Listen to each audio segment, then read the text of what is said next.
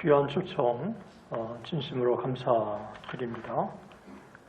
그리고 앞서 박경수 교수님께서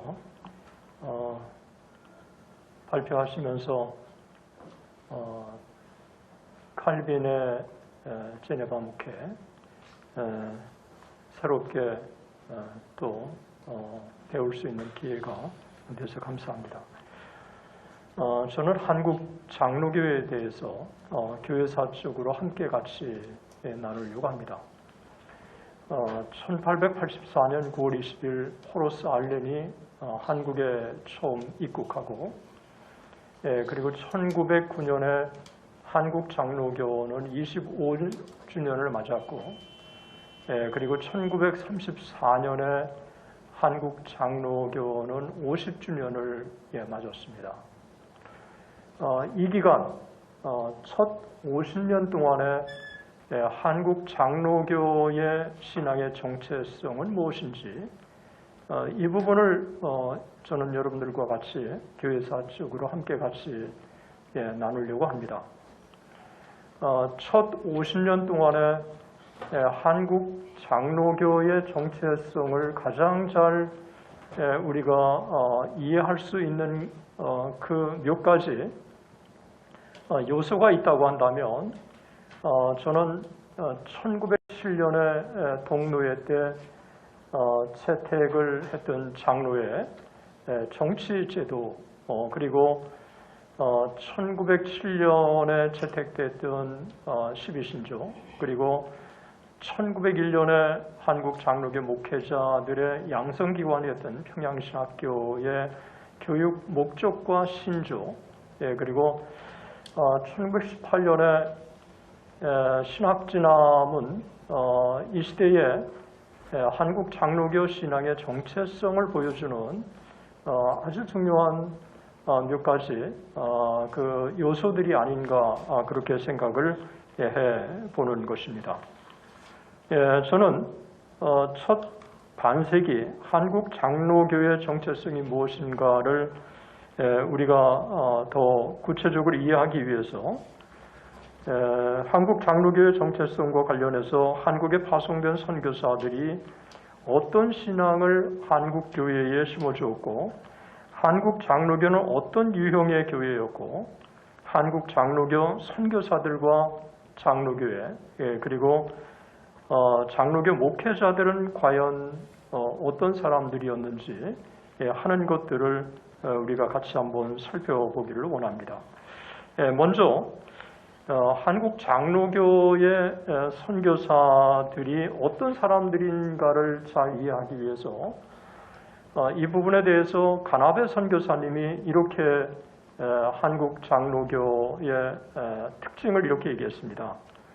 일반적으로 말해서 초대 장로교 선교사들의 열심은 일반적으로 보수적이고, 그리고 더욱 특별하게 장로교적인 신학을 가르치려는 데 있었다라고 얘기했습니다. 저는 이 부분이 한국 장로교를 너무너무 잘 표현하고 있는 말이라고 생각을 합니다. 한국에 파송된 선교사들은 실제로 장로교라고 하는 이 정체성을 처음부터 상당히 강조했습니다. 1893년에 장로교 공의회를 조직했고, 그리고 1901년에 장로교 공의회가 이제는 한국인들과 또 외국인들이 참여하는 공의회로 발전을 했고, 그리고 1907년에 동노회가 조직되었고, 그리고 1912년에 총회가 결성이 됐던 것입니다. 한국에 1884년 9월 20일 호로스 알렌이 입국하고, 그 이듬해 1885년 4월 5일 날 언더우드가 입국하고 나서 1918년까지 한국의 장로교 33년 동안에 그 역사를 찰스 알렌 클락은 이렇게 간단하게 표현했습니다. 야소교 장로의 선교사가 조선의 시도일부터 기하야 금일까지 어시에 장로교 공의회가 조직되고 일전하여 전국 연합노회가 성립되고, 그러니까 첫 33년 동안의 역사를 세 단어로 표현한 겁니다. 첫 번째가 장로교 선교사, 그리고 장로교 공의회, 그리고 전국 연합노회, 이거는 1907년에 동노회를 가리키는 거죠. 우리는 동노회라고 표현하지만 영어로는 연합노회라고 표현했습니다. 왜냐하면 한국에 파송된 4개의 장로교 선교회가 함께 연합으로 한 노회를 결성했기 때문에 그런 것입니다. 그리고 1907년에 동노회에서 12신조를 채택했고, 그리고 1908년에 소위 웨스트민스터 소유리 문답을 한국 장로교의 헌법으로 채택을 했습니다. 그리고 1918년에 찰스 알렌 클락이 한 책을 번역하는데 그게 존 A. 하치라고 하는 사람이 쓴 What is the Presbyterian Law? 그러니까 장로교 헌법이란 무엇인가라고 하는 것을 장로교 교회 정치 문답 조례라고 하는 이름으로 번역을 했던 것입니다. 그래서 한국에 파송된 장로교 선교사들이 처음부터 일관되게 강조한 게 뭐냐 하면 장로교, 장로회라고 하는 것을 처음부터 강조했고, 그리고 첫 33년 동안에 그 한국 장로교의 역사를 정리하면서 과관련 선교사는 5가지를 집약해주고 있습니다. 첫 번째가 조선 야수교 장로회 신경, 그리고 조선 야수교 장로회 헌법, 두 번째가, 세 번째가 조선 예수교 장로회 정치, 그리고 네 번째가 권징, 다섯 번째가 예배 모범이었다고 하는 것입니다. 그러니까 한국에 파송된 장로교 선교사들은 처음부터 장로교라고 하는 정체성을 가지고 장로교 신경을 채택했고, 장로교 헌법을 제정했고, 장로교 정치제도를 채택했고, 그리고 권징과 예배 모범도 장로교 권징과 예배 모범을 따랐던 것입니다. 그러니까 웨스트민스터 신경을 표준 문서로 한국 장로교가 처음부터 채택했다는 것입니다. 우리가 두 번째로 한국 장로교 이 시대의 정체성을 이해하는 데 있어서 중요한 것은 저는 평양 장로회 신학교의 교육 목적과 신경이라고 생각을 합니다. 평양 장로회 신학교의 교육 목적이 뭐냐고 얘기했을 때 가나베 선교사님은 평양 장로회 신학교에 가장 영향을 미친 세 사람의 교수가 있다고 그러면 누굴까? 그 세 사람이 세미얼 마펫, 그리고 찰스 알렌 클락, 그리고 레이놀스. 우리가 마포 삼열, 과관련, 그리고 이눌서라고 하는 이 세 사람을 언급을 했던 것입니다. 실제로 제가 볼 때 이 세 사람은 평양 장로회 신학교에서 가장 영향을 미친 사람이라고 볼 수 있습니다. 평양 장로회 신학교가 어떤 학교인지에 대해서 소열도 선교사는 이렇게 표현을 했습니다. 그 나라에서 장로교 선교 사역의 중심센터인 평양 장로회 신학교는 평양에 위치하고 있다. 신학교에서 그리고 실제적으로 그 나라의 전 장로교 사역에 있어서 성경은 오류 없고 영감된 하나님의 말씀으로 항상 존중되고 인식되었으며, 그리고 그 가르침은 미국에서의 프린스턴 신학교의 역사적 입장과 유사하게 강력한 복음주의와 보수주의 톤으로 특징되었다. 저는 이 부분을 상당히 중요하게 여깁니다. 박 교수님께서 제네바의 목회자들을 묶어주고 있는 중요한 끈이 성경 연구 모임이라고 했는데, 한국의 장로교도 성경을 얼마나 많이 강조했는지 몰라요. 그래서 이 성경이 오류 없는 하나님의 말씀이라고 하는 이 사실, 이 부분을 상당히 강조했고, 동시에 그 평양 장로회 신학교에서 강조한 것은 웨스트민스터 신앙 고백, 정치조례 장로교 표준 문서를 받은 것입니다. 그러니까 성경과 웨스트민스터의 표준 문서 이 두 가지가 평양 장로회 신학교를 묶어주는 가장 강력한 끈이었다고 저는 생각을 합니다.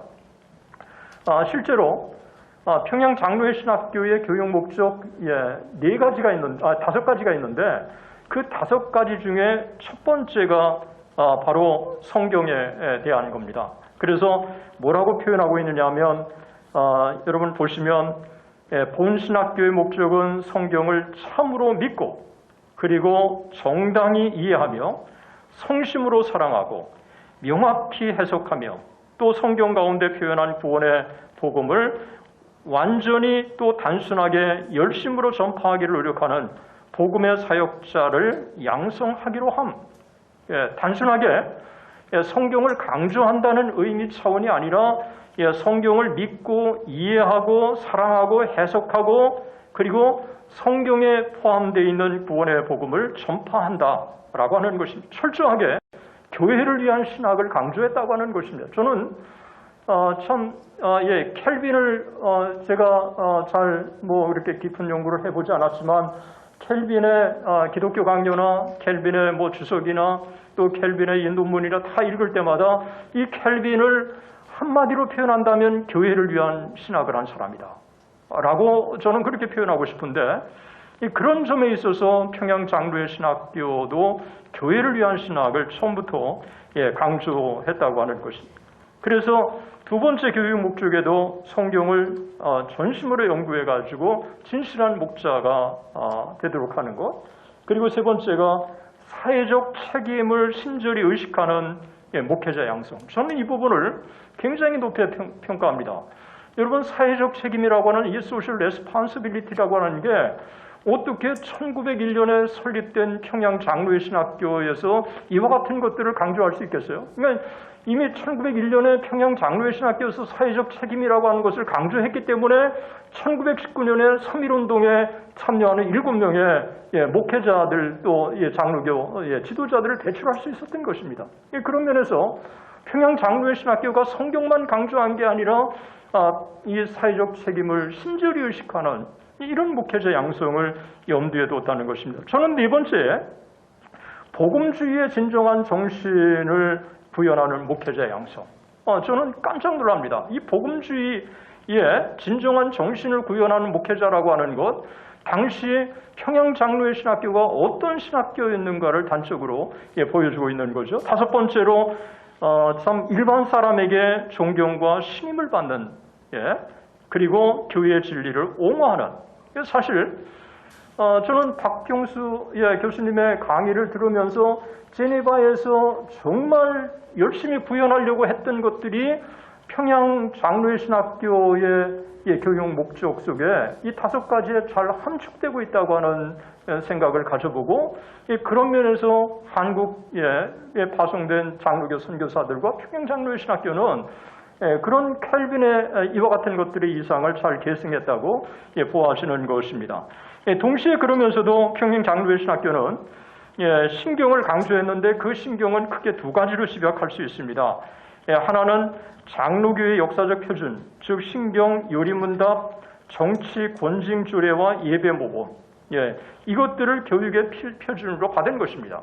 그러면서 동시에 7개 신경을 제시했는데 그 7개 신경이 성경, 삼위일체, 그리고 예수 그리스도, 그리고 성령, 그리고 인간의 타락과 심판, 인간의 구원, 심판과 내세, 이런 것들을 잘 그대로 함축해주고 있다는 것입니다.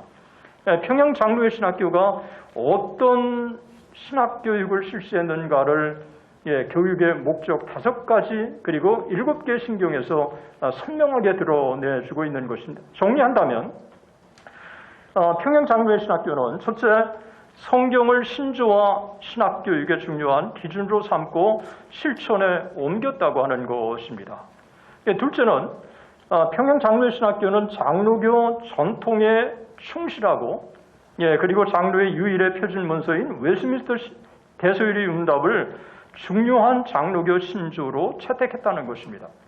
세 번째가 성경을 하나님의 초자연적인 계시로 믿었고 삼위일체 예수 그리스도의 신성, 인성, 그리고 동정녀 탄생, 십자가에 대해서, 그리고 육체적 부활, 그리고 재림, 이런 소위 이 미국의 아주 중요한 장로교의 이 1910년과 1916년, 1923년에 미국 북장로교회가 첨령했던 이 5가지의 근본 진리들을 그대로 다 함축하고 있다는 것입니다.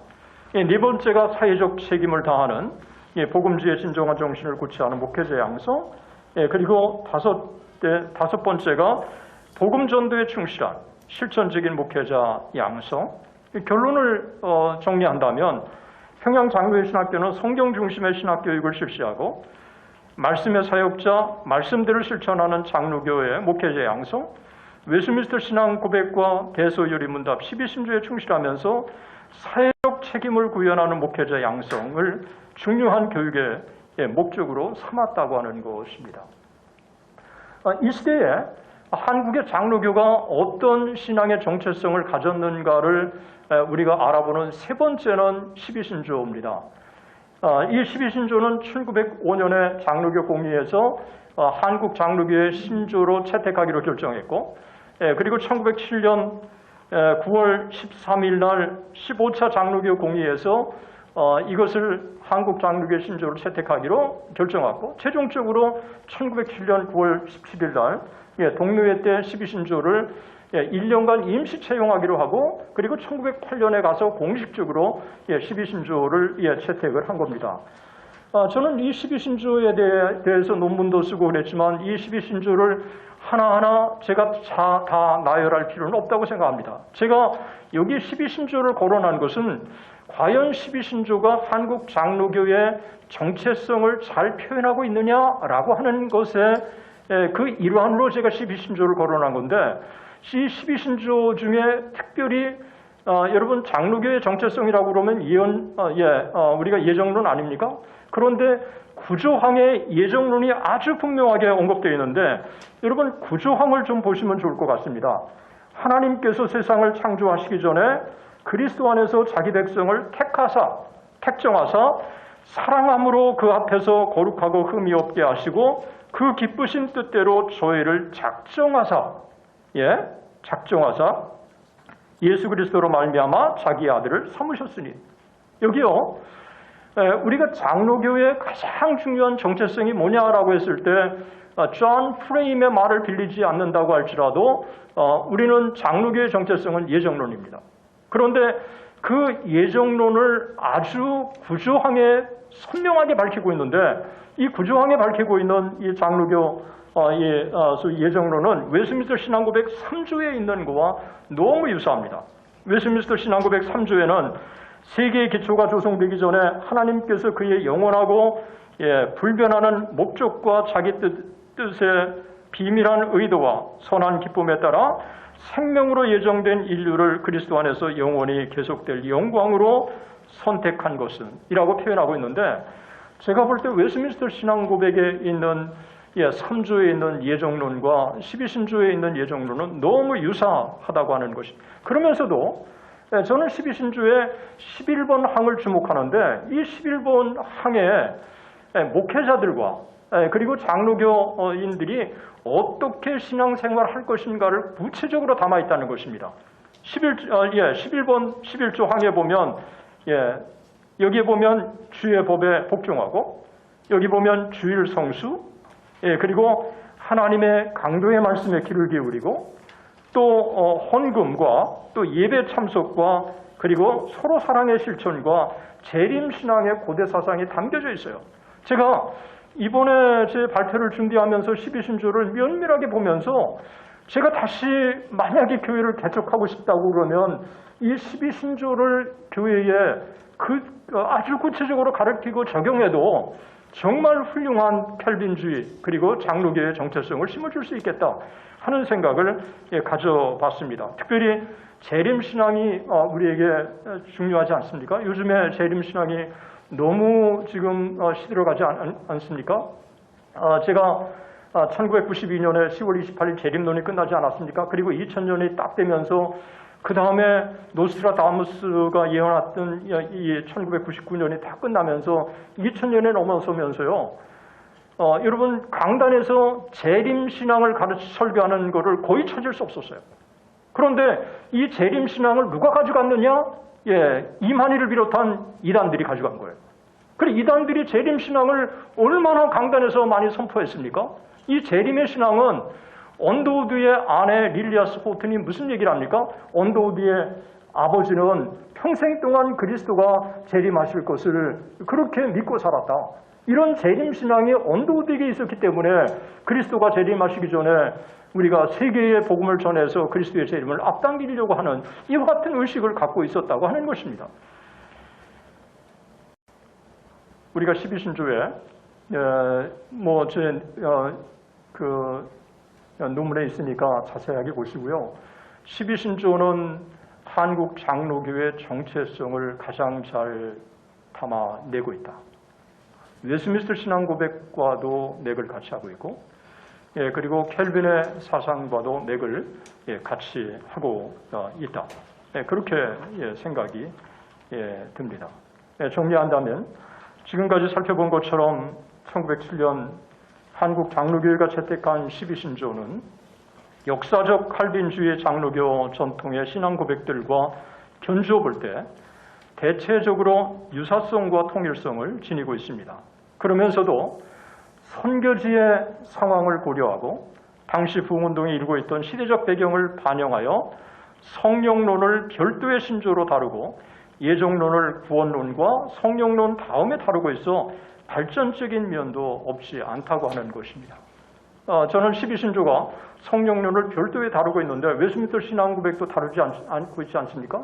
그런 면에서 이 성령론을 별도로 다룬 것은 그만큼 발전적인 신앙고백이었다고 볼 수가 있습니다. 이제 마지막으로 저는 이 시대의 한국 장로교의 정체성을 알 수 있는 게 뭐냐라고 했을 때 신학진암이라고 여겨집니다. 왜냐하면 이 신학진암은 평양 장로회 신학교의 교수에 의해서 발간한 거기 때문에 신학진암에 담겨져 있는 내용들을 면밀하게 살펴보면 그 시대의 장로교 신앙의 정체성을 한마디로 알 수가 있습니다. 그래서 제가 1918년에 1년 동안에 간행됐던 신학진암 1년 3개월마다 이제 1918년에 3월 달에 창간되지 않습니까? 그래서 3개월마다 간행됐던 1년에 4차례 간행됐는데 이 4차례를 목차를 쭉 분석해 봤어요.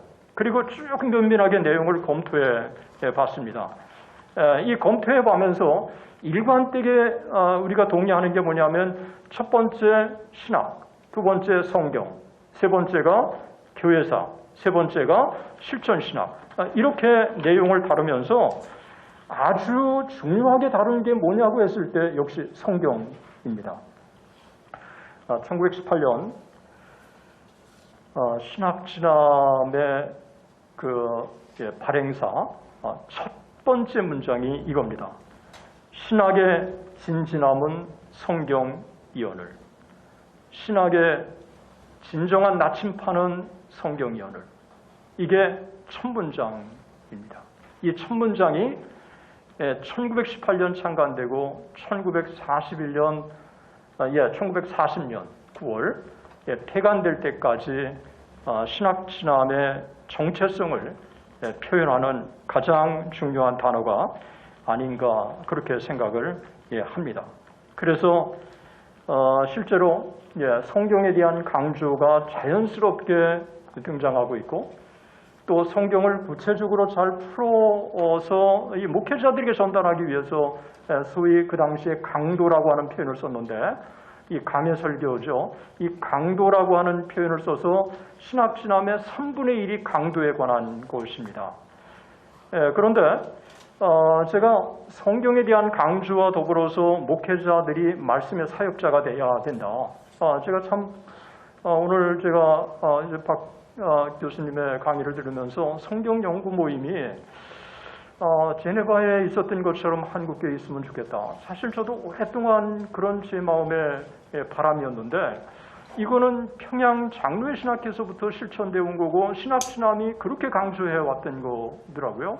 그러니까 이 목회자가 말씀의 사역자가 되기 위해서는 어떻게 해야 되느냐라고 하는 이 부두일 선교사가 취미 있는 강도라고 하는 논문을 썼는데 이 취미 있는 강도에서 6가지를 제시했어요. 그러니까 오늘날 우리들에게도 그대로 적용되는 말씀이라고 생각하는데, 첫째, 성경을 연구할 것. 그래서 성경을 전체적으로도 연구하고, 그리고 각절을 제대로 해석적으로 연구를 해야 한다는 것입니다. 그래서 성경을 해석할 때 이상하게 상상적으로 하지 말고 묵시의 의를 정확하게 해석해야 한다.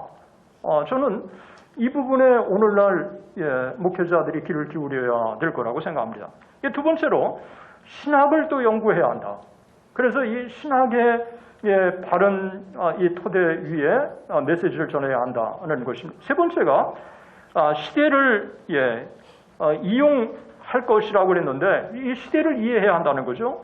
그런데 그 말씀 중에 제 마음에 깊이 와닿는 게 있습니다. 첫째로 할 것은 회중의 보통 상태를 자세히 살필 것이요, 또한 종교상에 관한 특별한 사건이나 세상에 관한 보통 사건을 설명할 동시에 적용할 언사를 미리 회상하는 것이 가하니라고 말하고 있습니다. 그러니까 당시에 이 시대적인 이 상황에 대한 바른 이해가 중요하다는 거죠. 네 번째가 각 개인의 정경을 감찰하라. 의사와 변호사가 참 자기를 찾아오는 사람들이 무엇을 원하는지를 아는 것처럼 회중들의 각 심령들이 무엇을 원하는지를 정확하게 파악해야 한다는 것입니다. 다섯 번째는 특별히 이 부분에 우리가 주목해야 한다고 생각하는데요.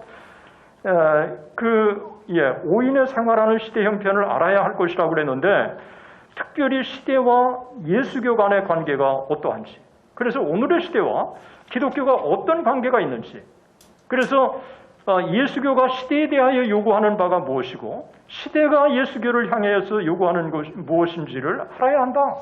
저는 평양 장로의 신학교가 그 당시에 얼마나 앞섰는지, 그리고 한 사람 한 사람 목회자들이 이 시대의 시대적 책임이 무엇인지를 일깨워줬다고 하는 것입니다. 오늘 목회자가 이 강단에서 메시지가 청중들에게 필요한 메시지를 전할 뿐만 아니라 이 시대가 교회에 요구하는 게 무엇인지를 동시에 우리가 인식하고 바른 그 메시지를 외쳐야 될 것을 동시에 우리에게 촉구해 주고 있다고 하는 것입니다. 그리고 무엇보다도 자기를 알아야 된다고 하는 건데, 이것은 동일한 방법으로만 하지 말고 어떻게 하면 효과적으로 딜리버리 할 수 있는지에 이 문제를 깊이 고민해서 메시지를 전해야 한다고 하는 것입니다. 우리가 효과적으로 복음을 전하기 위해서는 우리가 성경과 신학과 시대, 각 개인 또 생활 형편 자신을 잘 알아야 한다고 하는 것이고요. 그리고 또 하나는 성령에 대한 강조입니다. 저는 이 부분이 12신조에도 성령이 독립된 조항이 들어갔죠. 그리고 또 평양 장로의 신학교의 신조에서도 또 성령론이 따로 조항이 있죠. 뿐만 아니라 이 신학진함에 이 성령론에 대한 강조가 상당히 많은 것입니다. 예수 그리스도를 영접하면 성령이 우리 안에 내주하시지만, 그러나 우리는 그 이후에 성령의 충만을 받아서 능력 있게 주의 사역을 감당해야 한다고 하는 것입니다. 저는 이런 강조가 있었기 때문에 1907년에 평양 내부운동 같은 이 놀라운 부흥운동이 이 땅에 일어나지 않았는가, 그렇게 생각을 해보는 것입니다. 이제 정리를 제가 해보겠습니다.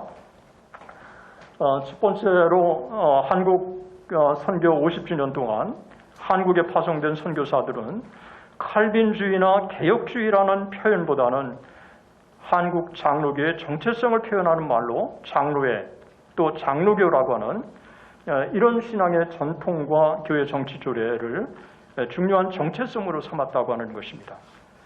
두 번째로는 그러면서도 성경을 전도, 선교, 교회 생활 그리고 교회 교육에 있어서 최상위에 두었다는 것입니다.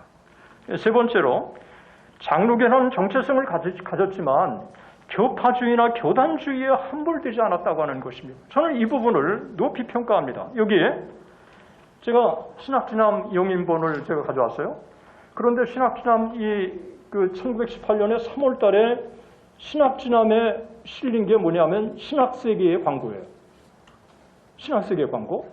그리고 여기에 2년 앞서서 1916년에 감리교의 신학세계가 했는데 이 신학세계의 이 첫 부분을 보면 여기 앞부분에 놀랍게도 평양 장로회 신학교에서 했던 1907년에 동로회 전체 사진이 있는 거예요. 그러니까 감리교는 감리교대로 이 교단에 대한 정체성에 프라이드가 있었어요.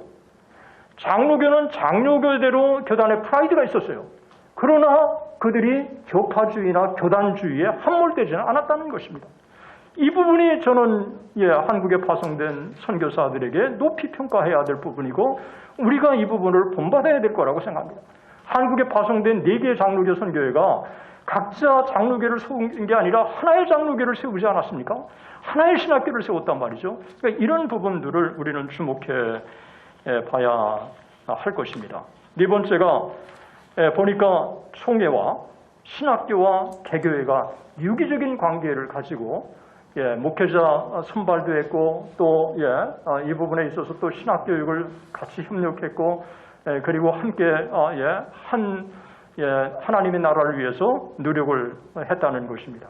그리고 신학교가 성경 중심의 신학교육을 실시했지만 동시에 영적이고 도덕적이고 지적으로 겸비된 목회자 양성, 사회적 책임을 충실했다는 것입니다. 이런 것 때문에 33명의 목회자 중에 16명이 기독교인이고 그 중에 7명이 장로교인이고 그 중에 5명은 평양신학교 출신이라고 하는 사실을 우리는 주목해 볼 필요가 있습니다.